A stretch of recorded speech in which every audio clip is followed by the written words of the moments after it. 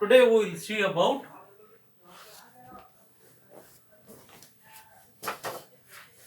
palatine tonsil. Palatine tonsil. It is a large lymph node. It is a large lymph node. It is a large lymph node situated on the lateral wall of the oropharynx. Lateral wall of the oropharynx. Lateral wall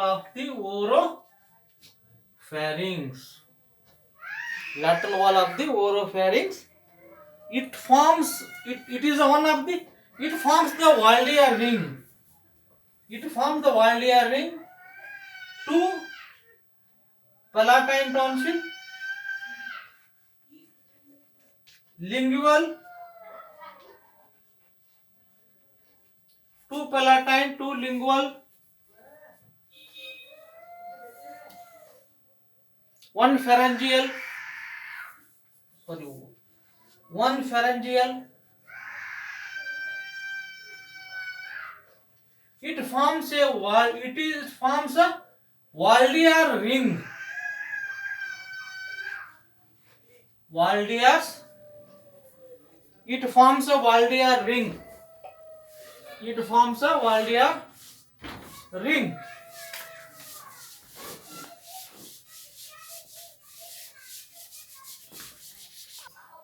It is the one of the part of the Waldia ring.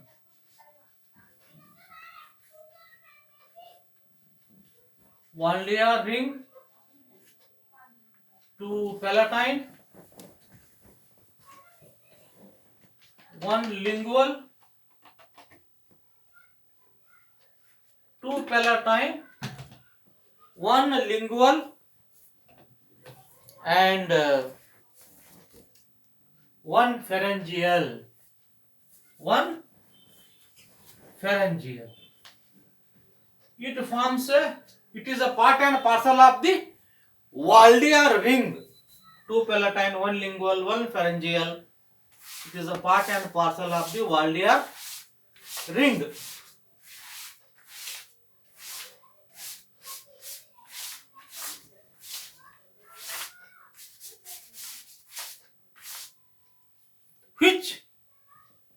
Which monitor the digestion and respiration. This Waldia ring will monitor the digestion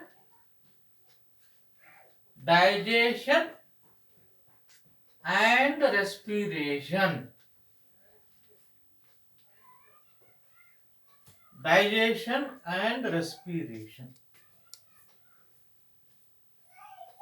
Well, now situation. Situation.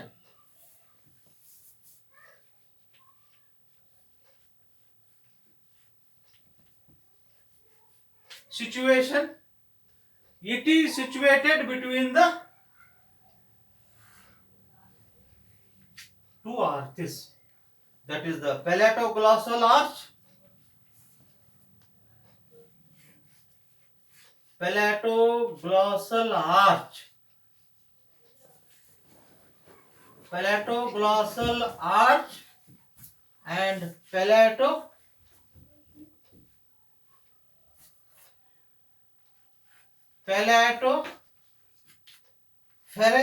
arch.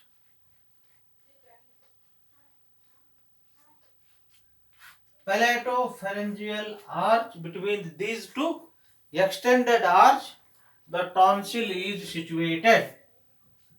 The tonsil is situated located between the two diverted arches. Two diverted arches. One is the palatoglossal arch related to tongue, and palatopharyngeal arch related to the pharynx. It is the tonsil. Well, its shape is like the pyramidal shape.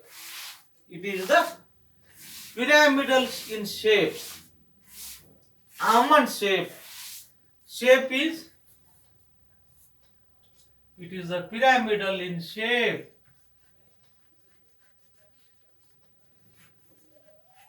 Pyramidal in shape, like almond. Like almond, pyramidal in shape.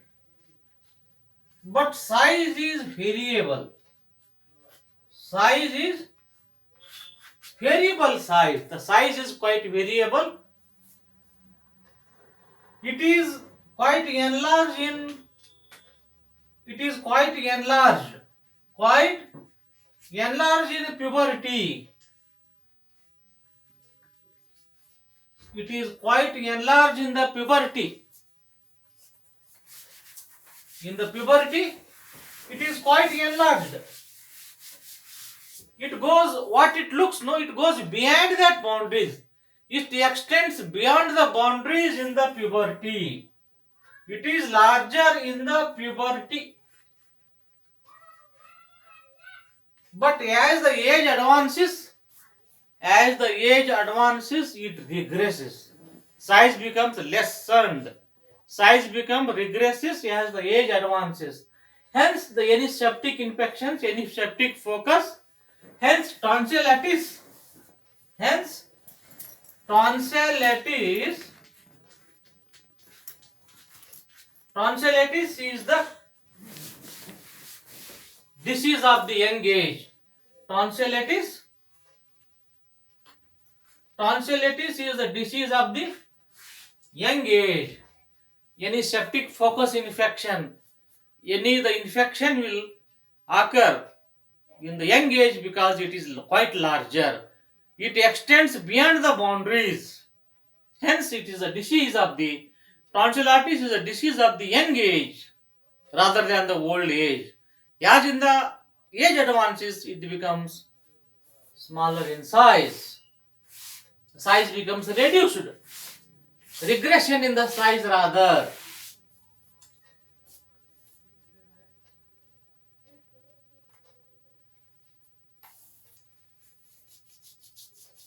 Now the features of the tonsil. Features of the tonsil is, it has got two surfaces,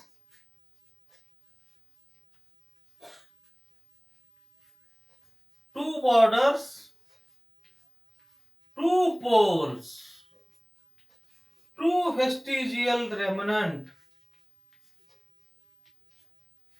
and one cleft, one larger cleft, one larger cleft. One is the bigger cleft or larger cleft. One larger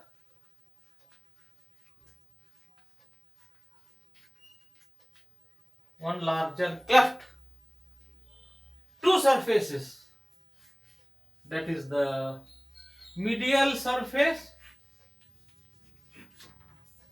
and lateral surface. Two borders. Anterior border, posterior border. Two poles.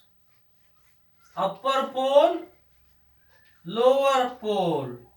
Two vestigials. Plica triangularis, plica semilunaris. One is the larger cleft. Once again I repeat, tonsil has got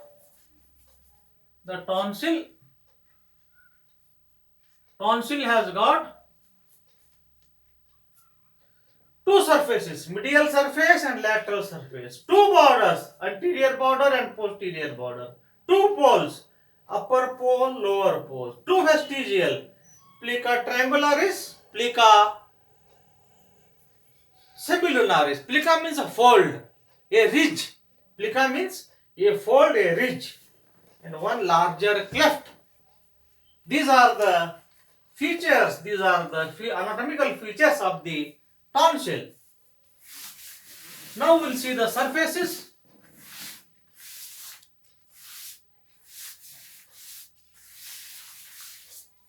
that is the medial surface.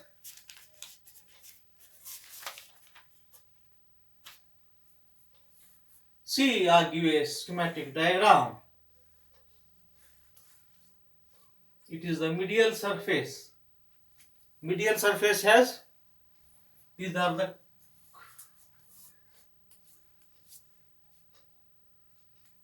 it is the medial surface. Medial surface. It is the lateral surface. Medial surface has got 12 to 15 crypts. 12 to 15 crypts. Among them, one is the very much larger crypt. One is the intratonsillar. One is the intratonsillar, larger intratonsillar crypt. These are the crypt. 12 to 15 crypt. These crypt will help to trap the debris. These will help to trap the debris or foreign bodies. Thereby, it will stimulate to form the antibodies. Thereby, it stimulate to form the antibodies. It is a function. It is a function of the tonsil. The crypts are here. The crypts are lined by the stratified squamous epithelium. Crypts are formed by the stratified squamous epithelium. Stratified squamous epithelium. The medial surface has the crypts, 12 to 15 crypts, and these crypt means pits, small pits are called as a crypt. Among them, one is the larger crypt. Intertonsillar, one is a larger crypt, and these crypt will trap the infections, trap the debris, foreign bodies, bacteria or other bacteria. Hence, thereby, by trapping it induces the antibodies. Trapping the antibodies, it is the main function of the tonsil. It is the covered by the stratified squamous epithelium.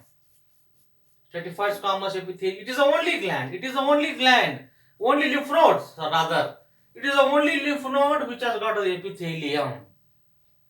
And it differs. How it differs from other lymph node?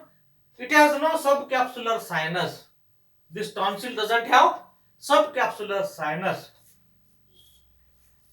Well, these are, and this intratonsillar crypt represents the developmental factor, the pharyngeal pouch, the second pharyngeal pouch opening.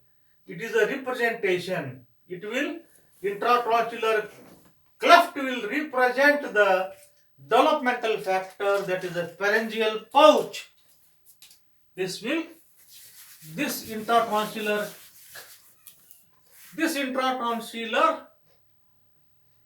largest cleft, this largest intertonsillar cleft represents the second pharyngeal pouch.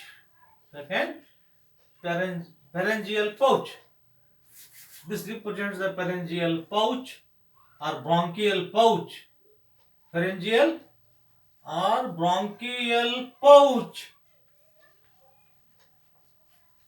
Sometimes it is open. It is open and it called bronchial fistula. It forms bronchial fistula.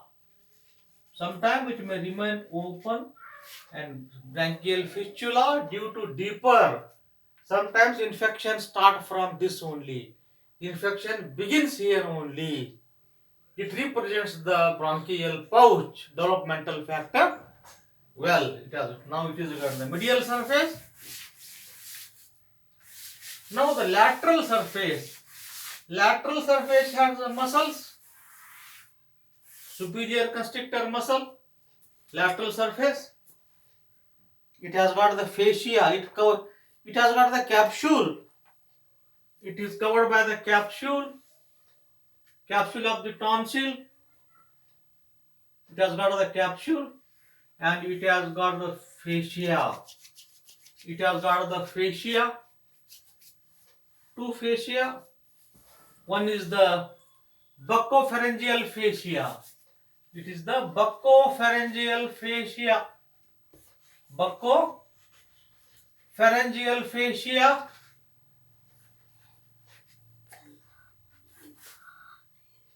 Buccopharyngeal fascia.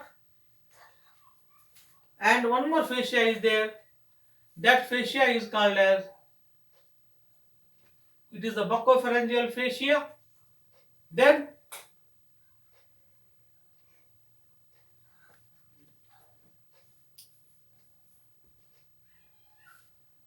it has the two fascia, buccopharyngeal fascia and palatoglossal. Buccopharyngeal fascia, and these two fascia are there. Between these two fascia,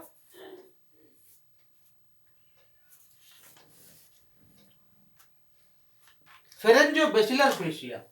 It is the pharyngobasilar fascia. Pharyngobasilar fascia, buccopharyngeal fascia, Then these are the muscles are here. Important muscle is the superior constrictor of the pharynx. Superior constrictor of the pharynx. Palatomandibular raphe is here. Then there is a palatoglossus muscle. Palatoglossus muscle is here. Superior constrictor of the pharynx. Superior constrictor of the pharynx muscle. This muscle is pierced by this muscle. These are the lateral surfaces. The capsule is nothing but the buccopharyngeal fascia. This capsule of the tonsil is nothing but the buccopharyngeal fascia, superior constrictor muscle. Then there is a staloglossus muscle. Then there is a palatoglossus muscle, palatopharyngeal fascia. It is the palatopharyngeal fascia. It is the palatopharyngeal fascia. It is the buccopharyngeal fascia. It is the buccopharyngeal fascia. Buccopharyngeal fascia. It is the palatopharyngeal fascia. This is the capsule also modified palatopharyngeal fascia.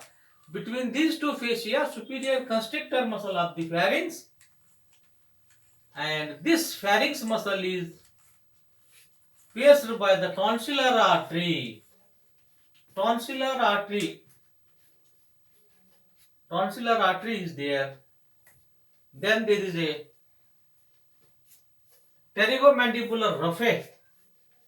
Pterygomandibular raphe is here. Mandibular raphe. These are the lateral parts.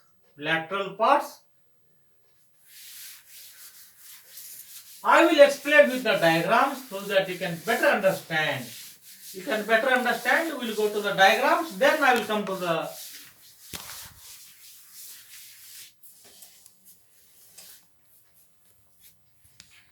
see here. You can see here what I told.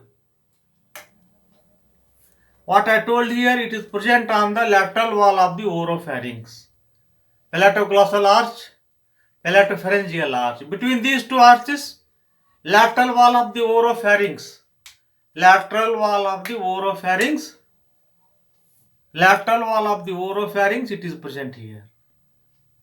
Palatine tonsil is present between the two arch, palatopharyngeal arch, palatoglossal arch. See here, medial relations. The medial relations can be seen here. That is a loose here, crypt. These are the crypt of the tonsil. These are the crypt, you can be seen here. Crypt of the tonsil, it is the, you can see here, buccopharyngeal fascia.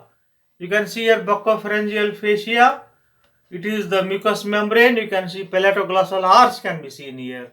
And it is the superior constrictor muscle of the pharynx, superior constrictor muscle of the pharynx.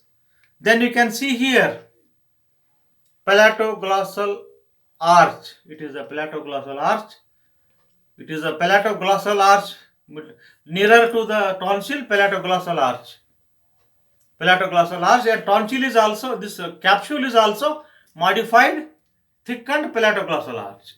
It is the buccopharyngeal fascia, isn't it?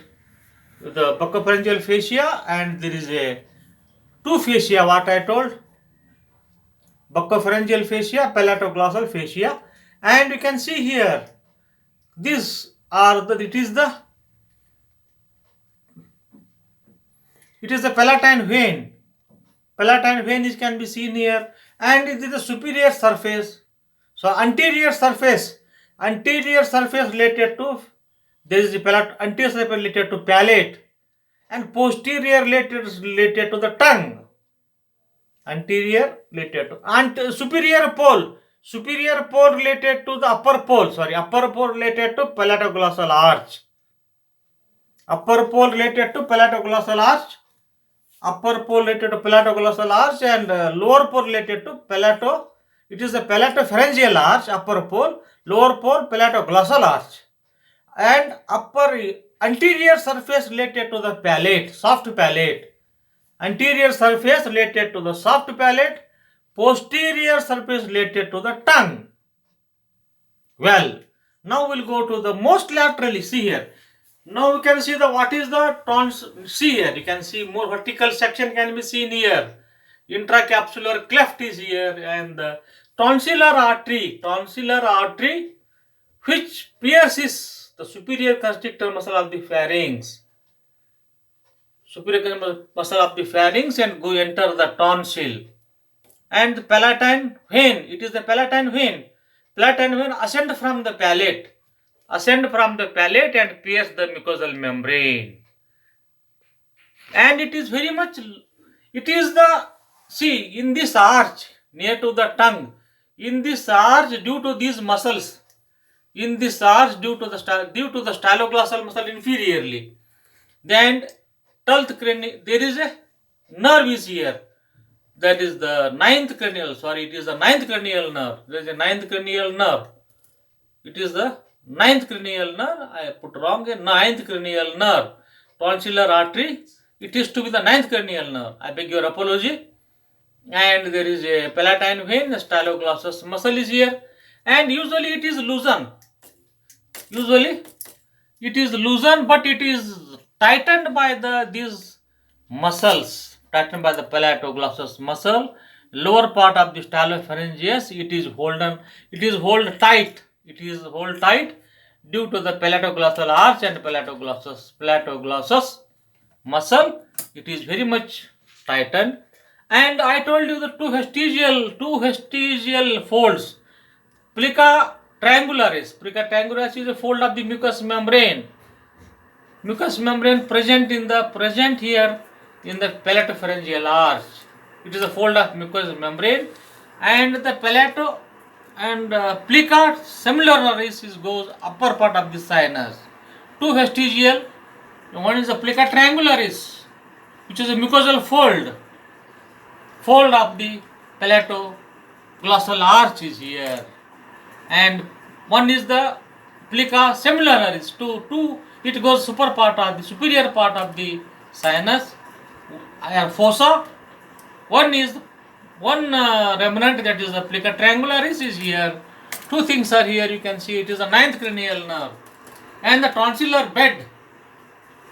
Tonsillar bed is formed by superior constrictor muscle and the two fascia, pharyngobasilar fascia and the palatobasilar fascia. Two fascia, one nerve, ninth cranial nerve, and two fascia, three muscles, superior constrictor muscle, then the styloglossal muscle, and the one more muscle is the stylopharyngeus muscle. Three muscles are forming the tonsillar bed.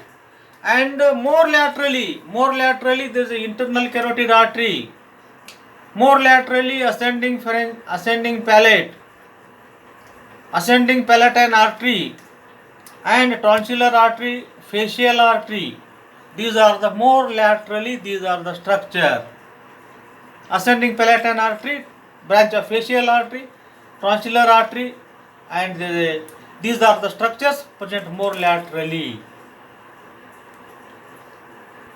And you can also see the tonsillar artery pierces the superior constrictor muscle, comes to the capsule.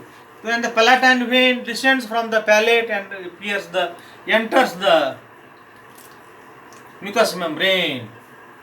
It is a vertical section, and the palate, it can, yes, I will explain the blood supply and nerve supply. Tonsillar bed. Tonsillar bed, the bed of tonsil or tonsillar bed. Tonsillar bed, which forms the bed to the tonsil, formed by two fascia. Sorry, we'll go 1, 2, 3 like this. Ascending order will go. One nerve, two fascia, three muscle. One nerve is the ninth cranial nerve. Two fascia are the pharyngobasilar fascia, buccopharyngeal fascia. Pharyngobasilar fascia, buccopharyngeal fascia, two fascia, and three muscle. Superior constrictor of pharynx, superior constrictor muscle of pharynx, palatopharyngeal,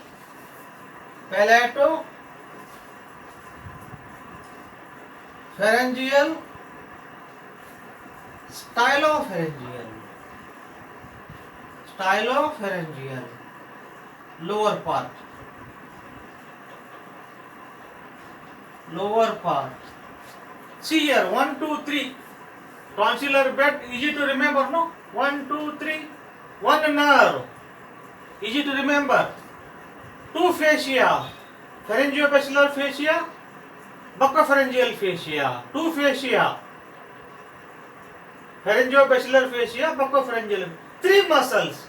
Superior constrictor muscle of the pharynx, palatopharyngeus muscle, stylopharyngeus muscle.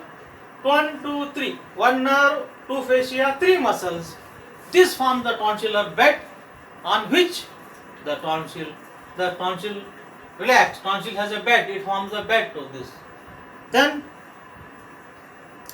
we'll see the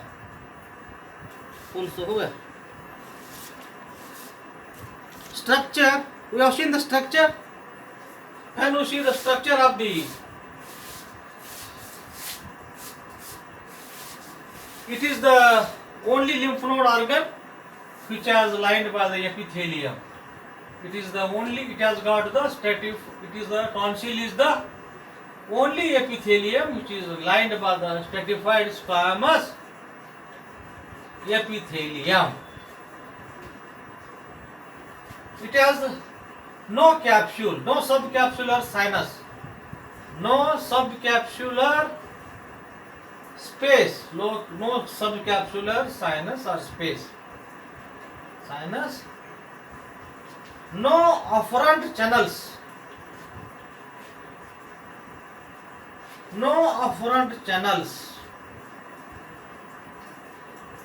Three factors it differ from other lymph nodes.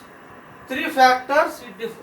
One is stratified squamous epithelium, no subcapsular sinus, no afferent channels.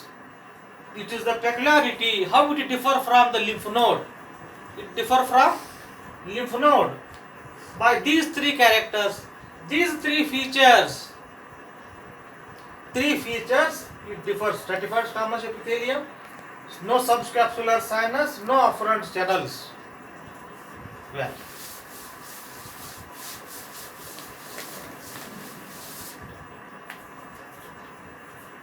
now we'll go to the arterial supply. Main artery is the blood's arterial supply. Main artery is the chief artery. Main artery is the tonsillar artery. Tonsillar artery, branch of facial artery. Main artery is tonsillar artery, branch of the facial artery. Now, additional source are ascending palatine. Additional are the ascending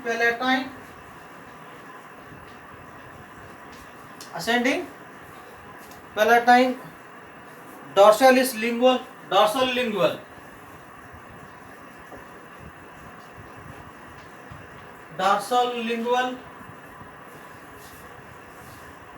ascending pharyngeal,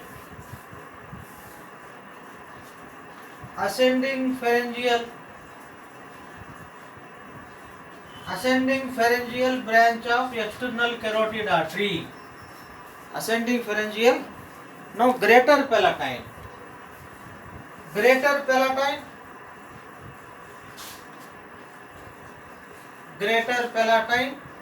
from the maxillary artery, tonsillar artery, facial artery. Ascending palatine again from the facial artery. Yes. Then dorsal is from the lingual, dorsal is from the lingual branch, and greater palatine from the maxillary artery. Ascending palatine from the external carotid artery. These are the additional things. Chief artery is the tonsillar artery. Tonsillar artery is a branch of the facial artery. Facial artery is a branch of external carotid artery. Tonsillar artery, ascending palatine artery, dorsal lingual artery, ascending pharyngeal. Again, ascending pharyngeal is a branch of external carotid artery. Greater palatine artery is a branch from the maxillary artery. Again, maxillary artery is a branch of external carotid artery. Well, it is regarding the arterial supply.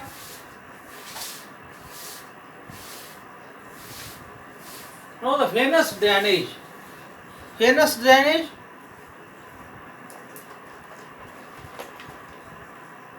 That is the palatine, one or more. It may be one or more palatine,